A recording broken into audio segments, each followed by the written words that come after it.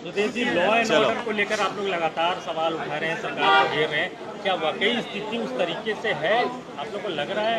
राज्य के अंदर लॉ एंड ऑर्डर की स्थिति, कानून व्यवस्था की स्थिति को लेकर लगातार मैं 3 साल से लगातार कर रहा हूँ। सरकार के अस्तित्व में आने के बाद से लगातार राज्य में जिस कदर लॉ एंड ऑर्डर की स्थिति बनी है, जिस तरह बेलगाम अपराधी घूम रहे हैं और जिस तरह से घटनाओं को अंजाम दे रहे हैं, उसको आप देख रहे हैं, उसके रिकॉर्ड सारे हैं। सरकार इस पर सामने आए, अगर सरकार को किसी तरह की तर्क रखनी है या लॉ एंड ऑर्डर पर कोई चर्चा करनी है या बात करनी है, तो सामने आए और रिकॉर्ड्स के आधार पर चर्चा करे, बात करे। लेकिन लगातार घटनाएं ये बहुत करा रही है कि देश में सबसे ज़्यादा घटनाएं महिला अपराध से जुड़ा हुआ और जनरल अपराध हो, सबसे ज़्यादा यहाँ घटी गई।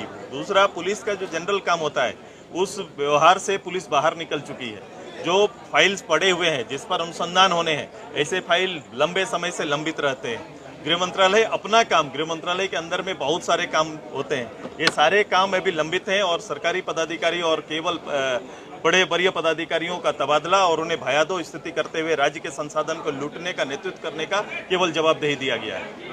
2024 में पोर्टल है दादा, वो बंद कर दिया गया। बाद में पुलिस जो है कार्रवाई कर रही है, इसको किस तरीके से? नहीं, ये बहुत बड़ा विषय है। जब हमारे पास ऐसे सूचना के तंत्र हैं या तंत्र खड़ा करने चाहिए जिससे अपराध को रोका जा सके, ऐसा कहना गैर जवाबदेही माना जाएगा।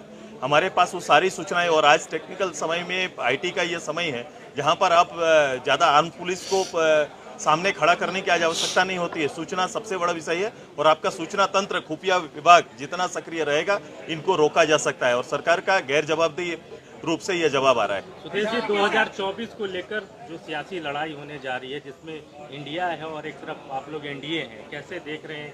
नया नाम सामने आया है इंडिया। देखो, मैं बड़ा स्पष्ट रूप से देखता हूँ, नया 25 साल पहले एनडीए का गठन हुआ है। मैं अभी दिल्ली भी गया, मैं मीटिंग में था, और 25 साल पहले भी जब एनडीए की तैयारी हो रही थी, उस समय भी एक छोटा सहयोगी के रूप में राजगठन से पहले मैं उसका सदस्य रहा।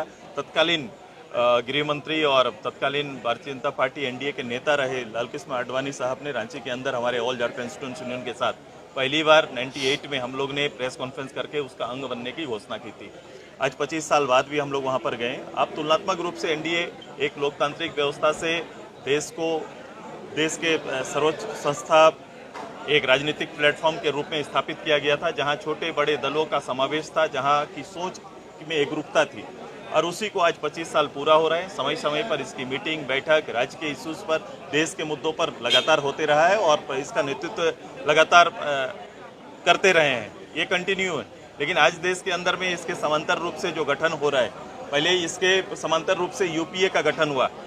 इंडिया बनाने से पहले यूपीए कहाँ है, सबसे पहले बताना चाहिए कि यूपीए का अस्तित्व का क्या हुआ।